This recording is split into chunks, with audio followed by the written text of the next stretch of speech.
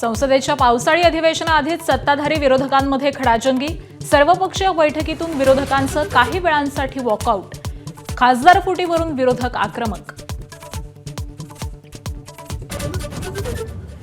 अयोध्येतील राम मंदिर दानचोरी प्रकरणी राहुल गांधी मल्लिकार्जुन खरगेंचं पंतप्रधान मोदींना पत्र। निष्पक्षपणे चौकशीची मागणी।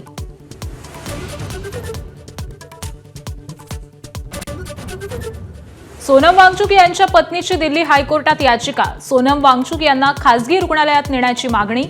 काल दिल्ली पोलिसांनी सफदरजंग रुग्णालयात केलं होतं दाखल।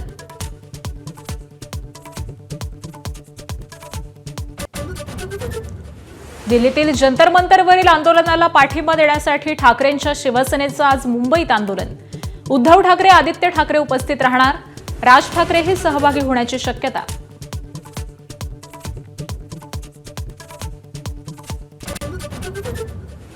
शिवसेना नेते रवींद्र धंगेकर यांच्या पत्नी नॉट रिचेबल। पुणे पोलिसांची पथकं शोधासाठी रवाना।